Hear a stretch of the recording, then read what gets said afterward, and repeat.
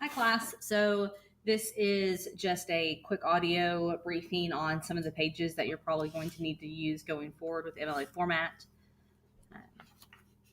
It's kind of a workaround for not having a document camera. So I strongly suggest you need to really look at page 90, which is your research section, going through pages 90 all the way through to the end of the MLA section, which is around 169. So if you're looking on page 90 in the research section, it does kind of give you some brief background on getting started with your research. A lot of that is decided for you because of the setup of this class, because you're doing an expository paper and then you're going to be doing an argumentative paper. But if you look to page 92, there's some good information on finding appropriate sources. And then on 93, it's talking about primary and secondary sources. Of course, we want as many primary sources, original sources as possible. And then scholarly and popular sources. Hopefully, we understand that we need to have scholarly sources. We're looking for unbiased, solid material that presents as much information as clearly as possible with little to no leaning of one way or the other, especially when we get to the argumentative paper. Even on page 93, it kind of gives you a breakdown of how to tell if something might be scholarly. It's got some breakdowns of different web pages on 94 and 95 of things to look for. Gives you some tips and tricks on page 96 about searching electronically.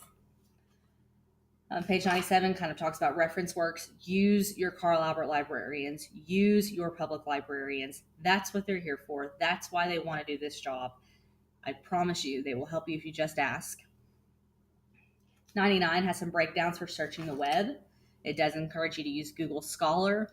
I do want you to realize that if you're not using academic databases, whether it be EBSCO or Facts on File or other databases available from Carl Albert and your public libraries, and you're just using Google, regular google.com, you're going to have so much more to wade through. It's really not worth it. Use your databases. I'm going to skip the section on field research. I do encourage you to look at page 102 and 103.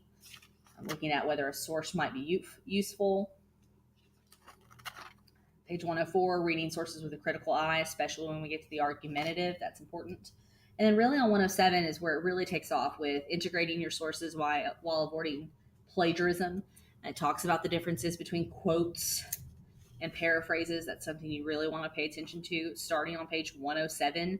Page 104, 108 and 109 break down different quotes, and they actually color code your MLA quote examples. And I really just need you to understand quoted material must go in quote marks. Regardless of any example you see, unless it is a long or block quote, it has to have quote marks wrapped around it if it did not come from you.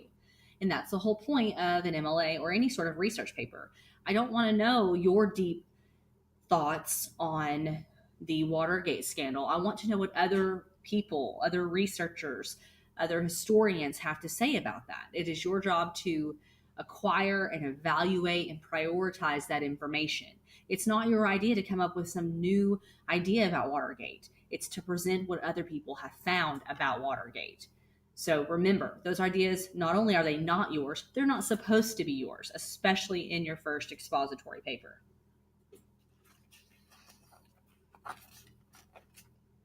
110 and 111 kind of gives you the details of paraphrasing. When we consider paraphrasing with our papers, you must meet your parenthetical citation requirement before you consider paraphrasing.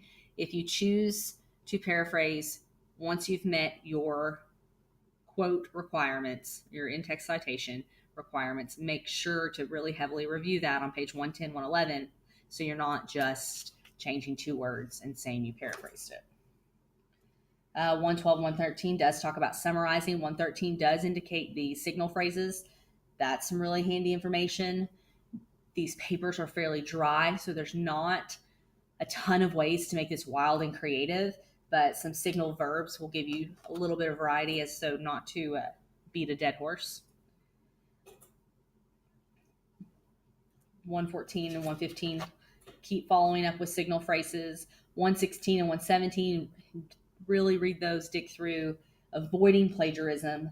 Know what you have to document. Know what your instructor wants. Read those instructions. So if they say they want 5 in-text citations, you better give them 5 word-for-word quotes with quote marks around them with the citations. After that, you can get fancy, if you will, with paraphrasing or summarizing. Okay, and then page 119 does start the MLA style section, the little green section. Really pay attention there because it gives you every way to document in-text citations for all sorts of sources. It does also give you the breakdown of what a works cited entry should look like. Okay, so think of the in-text citations and the works cited entries like cousins. The in-text citations are going to be in the actual paper after the quotes. They are going to tie to works cited entries. So it's almost like you're leaving breadcrumbs or you're showing your work if you want to use that math reference. You have to show where you got the items that you're quoting. So your in-text citations are your little brief indicator of, hey, this information came from someplace else. And those in-text citations should point to the works cited entries, which is a longer, more involved explanation of where you got the material. Really pay attention on page 131 to how to format titles. That's super important and super annoying for instructors when those things aren't paid attention to. Obviously, we need to know what a proper noun is on page 131. On page 132, it gives you the breakdown for how to write dates. Really pay attention to that because when you write dates on your works cited, and there is a specific format you must follow for MLA. Punctuation on page 133, that's important as well. Page 133 also includes how to treat a URL. That's the http://www dot that you find in your address bar. Really important on that because we don't want blue hyperlinks. We don't want live links in our papers. There's a very special way to write them that is not hard at all if you will read the information on page 133. 134 starts the examples for works cited entries.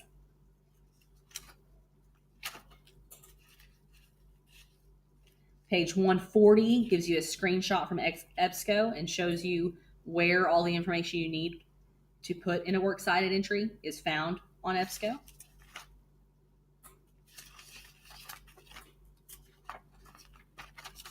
Page 145 does the same thing. It gives you where to look in a book to get that information. Page 150 gives you the information of where to look for works cited information on a website. It also covers, kind of starting on 152 and some other places, how to cite social media posts, how to cite text messages, emails, interviews. Those are all included on how to cite. And then I'd really pay attention to page 158. That's how you're formatting your research paper in MLA format. It also talks about how to do long quotations on 159. And then starting page 161, it does give you a full sample paper to show you what that stuff might look like. Now, the exception is they no longer include a title page and outline.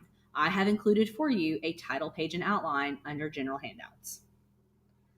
So really read through those sections. Post if you have questions. It's helpful if you'll post them on the discussion board. Don't be scared. But if you need to send it to me through Blackboard Message, I will answer you privately, and then I will post without your name your question, if I get the time, to the questions and answer discussion board so everyone can see it. Because if you have those questions after reading, someone else probably does too. Thank you for your time.